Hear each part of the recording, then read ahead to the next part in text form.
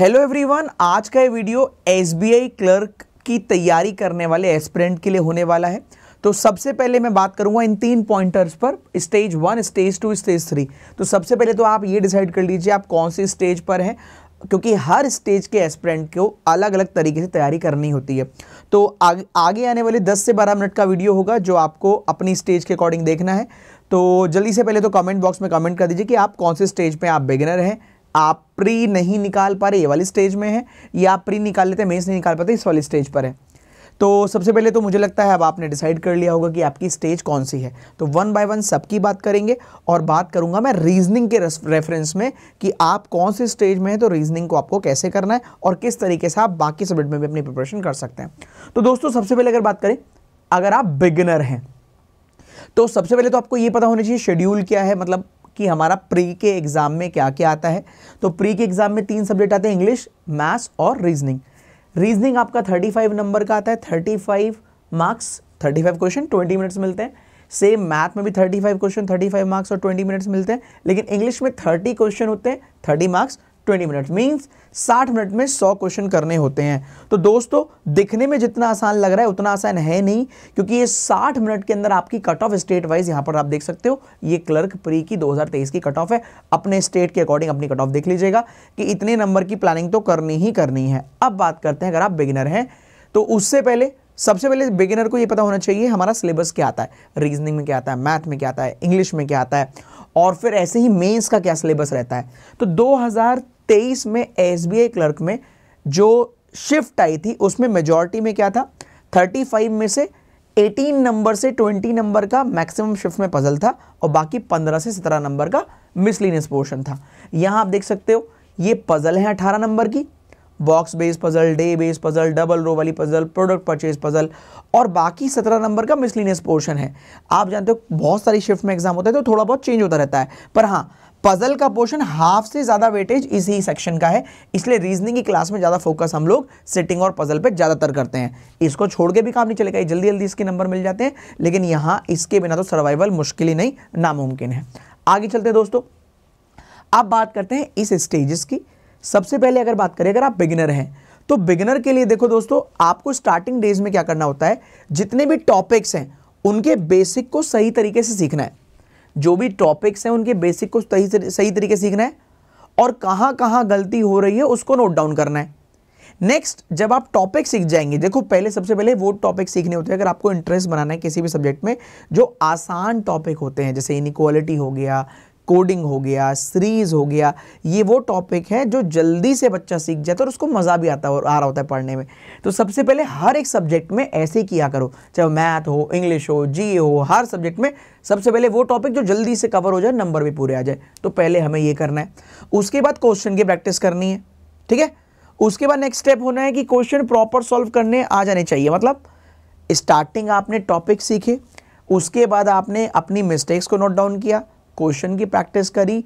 अब यहां पर मेरे ख्याल से आपको इस स्टेज में ये सारी चीजें पैटर्न फॉलो करने के बाद आपको प्रॉपर क्वेश्चन सॉल्व करना जाएगा, क्योंकि देखो जब आपने क्वेश्चन के कॉन्सेप्ट सीख लिए, उस पर आपने प्रैक्टिस लगा ली। अब क्वेश्चन की थीम क्या होती है कि आपने कॉन्सेप्ट सीखे, क्वेश्चन लगाए, मेरे साथ प्रैक्टिस करी, मॉक लगाए।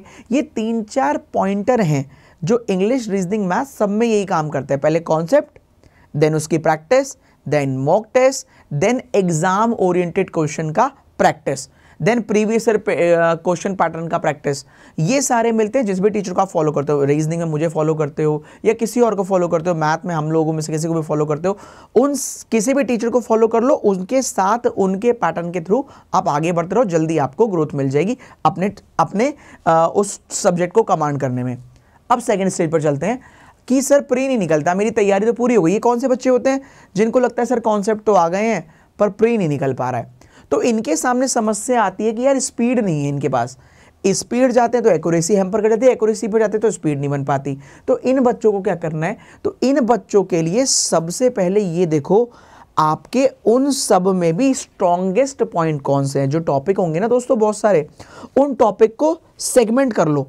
मतलब एग्जाम्पल रीजनिंग का देता हूं कि रीजनिंग भी सर ना अगर इनइक्वालिटी में स्पीड से भी करता हूँ तो भी मेरी सही हो जाती है सर, कोडिंग डिकोडिंग स्पीड से करता हूँ तो भी सही हो जाती है सर। पजल ना बहुत सारे वैरायटी की पजल है, तो जो पजल स्पीड से करने में हो जाती है उनकी कैटेगरी अलग कर लीजिए, और जो पजल स्पीड में करने में गलत हो जाती है उनको अलग कर लो।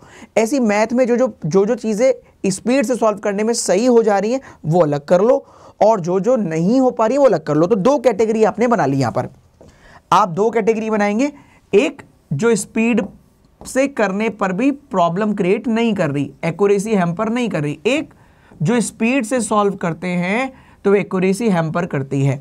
तो क्यों ना उन्हीं पर कमांड की जाए जहां पर स्पीड हैम्पर कर रही है। तो ऐसे ही इंग्लिश में आप अलग कर लीजिए, ऐसे ही मैथ में आप अलग कर लीजिए, ऐसे ही रीजनिंग में आप अलग कर लीजिए। जब आप ये करने लगोगे तो आपको दिखाई देगा कि यार अच्छा ये वाला टॉपिक फ्लैट फ्लोर ऐसा था जिसमें मेरे को दिक्कत आती है तेज भागने पे, तो इसी की कमांड करता हूं। जब वो कमांड आपकी हो जाएगी तो आपको लगेगा अच्छा अब मैं इसको भी, ये वाला भी पोर्शन आपका इधर धीरे धीरे आने लगेगा, और जब धीरे धीरे ये वाली बकेट भरने लगेगी तो सिलेक्शन के चांस अपने आप इंप्रूव होने लगेंगे दोस्तों, ठीक है, ऐसा मुझे लगता है। तो इसलिए रीजनिंग में तो मैंने पजल कर लिया, हो सकता है डीआई वाली बात हो यहाँ पर, हो सकता है इंग्लिश में आपको एरर नहीं हो पाता हो उतने एक्यूरेसी से, या आपको वोकैब में इशू हो, तो धीरे धीरे इधर के पोर्शन को इधर लेकर आना है। अब बात करते हैं कि सर ये वाले अभी चीज़ें हो गई, सर प्री निकल जाता है, मेंस नहीं निकलता, मेंस में इशू आता है। तो यार अगर आपका प्री निकल जाता है इसका मतलब देखो जितने टॉपिक प्री में आते हैं वही मेंस में आता है, पर थोड़ा बहुत फर्क पड़ता है, बस लेवल बढ़ जाता है। इसका मतलब कॉन्सेप्चुअल तो आप स्ट्रांग है, कॉन्सेप्ट तो आपके सही होंगे तभी आपका प्री निकल रहा है। तो आपको क्या करना है, रेगुलर इंटरवल पे मॉक देना है, और केवल मॉक नहीं देना है, मॉक को एनालाइज करना है कि यार मैं कौन सा पोर्शन कर पा रहा था और कौन सा मैंने नहीं कर पाया। देखो 2-2, 3-3, 4-4 साल के बाद भी बच्चों को ये नहीं समझ में आता कि मुझे मॉक लगाने कैसे हैं, उसका एक्चुअल बेनिफिट कैसे उठाना है। देखो मॉक करना जितना यूजफुल हो सकता है, उसको एनालाइज करना कहीं ना कहीं उससे 3-4 गुना ज़्यादा यूजफुल हो सकता है, क्योंकि जब हम पेपर को एनालाइज करते हैं तो हमें ये समझ में आता है कि यार हमने डिसीजन में क्या गड़बड़ी करी, या हमने कौन सा डिसीजन सही लिया। मतलब सपोज करो 100 क्वेश्चन आए, आपने 70 किए, 30 नहीं किए, तो पहले 30 करो। 30 में से देखो कि कितने ऐसे जो आपको आते ही नहीं है, 30 में से देखो कितने ऐसे जो आप करते तो कहीं ना कहीं आपकी एक्यूरेसी और बढ़ सकती थी या स्पीड और बढ़ सकती थी। पता लगा आपने एक पजल उठा ली जो 4 मिनट में सॉल्व हो रही थी, और एक पजल ऐसी छोड़ दी जो 3 मिनट में सॉल्व हो रही थी, इसका मतलब डिसीजन मेकिंग में प्रॉब्लम आई। आपने कोई ऐसी डीआई उठा ली जो आपको 4 मिनट में सॉल्व हुई, लेकिन आपने एक डीआई ऐसी छोड़ दी जो 2.5 मिनट में सॉल्व हो रही थी। तो आप जब एनालाइज करते हो तो आपको समझ में आता है आपकी एक्चुअल स्ट्रेंथ क्या है, ठीक है। तो इन चीजों पर जब आप फर्क डालोगे, ऐसे ही मेंस में तो ऐसा होता है आधे से ज्यादा पेपर छूट जाता है। तो आपको सिलेक्शन अगर चाहिए तो सही क्वेश्चन पिक करने हैं, निकालना है। देखो सिलेक्शन इनका नहीं होता जिनको सब आ जाता, सिलेक्शन उनका होता है जिनको पता होता है छोड़ना क्या है। तो अगर वो चीजें आपको पिक होनी शुरू, जैसे भी मैं IBPS PO मेंस का एग्जाम हुआ था, तो बहुत बच्चों ने IBPS PO मेंस में 20, 22, 24, 26, 28, 30, 32, 34, 38 नंबर तक भी सॉल्व किए। तो वेरिएशन तो बहुत है, एक बच्चा जो 10 नंबर कर पा रहा है, 12 नंबर कर पा रहा है, और एक 30, 32, 35 करके आ रहा है, तो यहीं से उसका बहुत बड़ा डिफरेंस हो जाएगा, क्योंकि मेंस में कट ऑफ में इतना फर्क नहीं आता, मेंस में कट ऑफ इतनी हाई नहीं जाती। तो मेरा आप सभी बच्चों से कहना है, अगर आप भी चाहते तैयारी करना, अपनी स्टेज को देखिए कि आप कौन सी स्टेज में लाइक कर रहे हैं, उसके अकॉर्डिंग फिर अपनी जर्नी शुरू कीजिए। मैथ, इंग्लिश, रीजनिंग, जीएस सब उसी तरीके से पढ़िए। जो टीचर को आप फॉलो कर रहे हो, वो टीचर जो बता रहा है उसको ब्लाइंडली फॉलो करो। लेकिन एक क्या ऐसा नंबर हो सके जो हमारे पर्सनल माइलस्टोन को अचीव कर पाए, तो उसके लिए मैं आपको एक नंबर दे रहा हूं।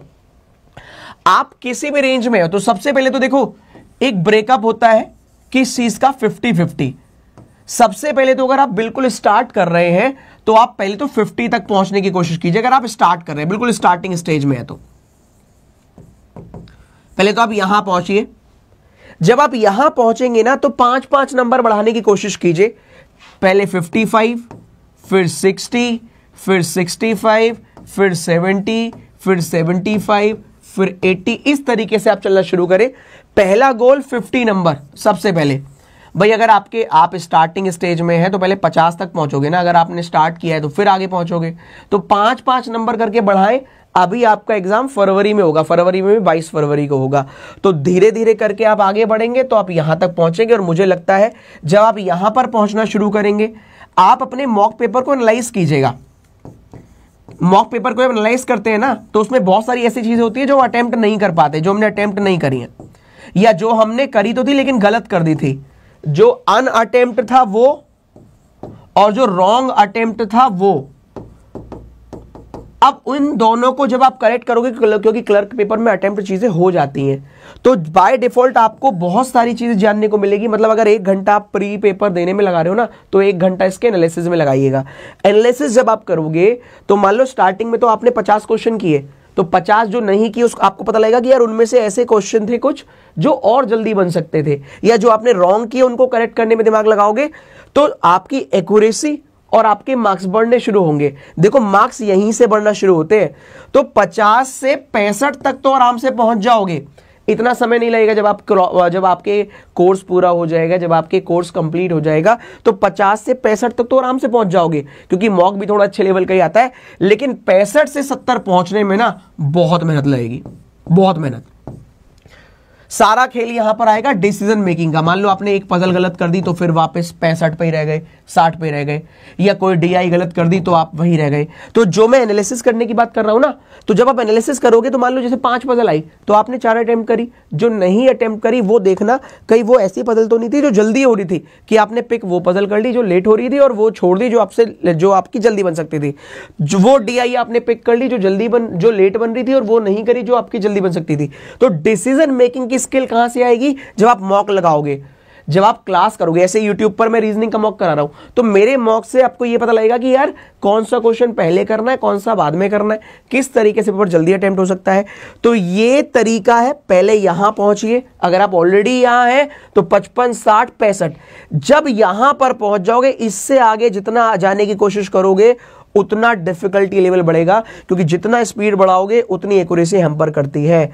तो अगर आपके मॉक में 70+ नंबर पहुंच जा रहे हैं तो आपके सिलेक्शन के चांस बिल्कुल होने चाहिए। अब कट ऑफ तो जैसे अभी आपने यूपी की देखा यार, 80 के बाद 60 चली गई, तो वो तो आप छोड़ दीजिए कितनी कट ऑफ जाएगी, क्योंकि इस बार वैकेंसी भी ज्यादा है, तो वो तो दूसरा काम है। अपना पहला कर्तव्य होना चाहिए कि हम एज ए कॉम्पिटिटर एग्जाम में जाएं तो 70 नंबर के आगे जितने आ रहे हैं तो हम रेस में हैं। तो पहले कोशिश कीजिए 50 नंबर, फिर 60, फिर 65, फिर 70, फिर जितने आपके आगे आ जाए वेल एंड गुड। और जिनके कम आ रहे हैं प्लीज डरिएगा मत। देखो मैं तो जितना हो सकेगा यही बताऊंगा, पुश ही करूंगा अपने बच्चों को, या जितने भी बच्चे इस वीडियो को देखें, कि मेहनत करिए, मेहनत करके काम करिए, और मेहनत कभी बेकार नहीं जाएगी। और अगर आप पढ़ना चाहते तो रोज रात 10 बजे मैं फ्री ऑफ कॉस्ट पढ़ा रहा हूं। अगर आप अफोर्ड नहीं कर सकते चीजों को तो रात 10 बजे मेरी क्लास करिए। सेटिंग पजल भी पढ़ा रहा हूं, मॉक पेपर भी ले रहा हूं, और फ्राइडे है, वो सैटरडे है, कल मंडे वेडनेसडे को मैं मॉक पेपर कराता हूं, और सैटरडे को कराता हूं 6 बजे से रैपिड फायर अनअकैडमी स्पेशल पर। तो अनअकैडमी स्पेशल पर भी आप मेरी क्लास देख सकते हो फ्री ऑफ कॉस्ट, ठीक है। और अगर आप पेड बैच में ऑलरेडी है तो पेड बैच के 24 तारीख से नया बैच स्टार्ट हो रहा है आप सभी के लिए, वो दिखा देता हूं। तो पूरी टीम एबीपी का केवल क्लर्क को लेकर एक बैच स्टार्ट हो रहा है, जिससे कि आपको क्लर्क में बढ़िया से बढ़िया तैयारी की जाए। 24 दिसंबर से स्टार्ट है। मेरी क्लास की टाइमिंग है 1 PM पर प्लस पढ़िए, 10 बजे अरुण सर से पढ़िए, 3 PM पर विशाल सर से पढ़िए, और 11:30 बजे अभिजीत सर से। तो डेली आपको 6 घंटे, डिस्क्रिप्शन में लिंक होगा, डेली आपको 6 घंटे पढ़ना है। 2 घंटे रीजनिंग 1 बजे और 10 बजे, यहाँ कॉन्सेप्ट पढ़िए, यहाँ प्रैक्टिस, 2 घंटे इंग्लिश, 2 घंटे मैथ, और जब मेंस में पहुंचोगे तो 2 घंटे जीए, ठीक है। सब्सक्रिप्शन ऑलरेडी आपने परचेज कर रखा है तो कोई दिक्कत की बात नहीं है, फ्री ऑफ कॉस्ट ये बैच आपको मिल जाएगा। जिसने नहीं परचेज किया हो, इतने प्राइस में आपको ये मिल जाएगा 1 साल तक का। 23 तारीख तक इसकी वैलिडिटी है। 2499 प्राइस है 12 महीने के लिए। डिस्क्रिप्शन में लिंक को जाके परचेज कर लीजिएगा। कोड लगाइएगा AVP, A for Arun sir, Abhijeet sir, V for Vishal sir, P for Puneet sir. आज के लिए इतना ही। ये वीडियो कैसी लगी जरूर बताइएगा, और जो मैंने आपके लिए कहा था HRT technique by Puneet sir, इस वीडियो को जाके देख लीजिएगा, आपकी स्पीड जरूर बढ़ेगी डेफिनेटली। अपना फीडबैक जरूर दीजिएगा। Thank you so much, bye bye, take care, all the best. पढ़ते रहिए, आगे बढ़ते रहिए, मिलते हैं नेक्स्ट वीडियो में।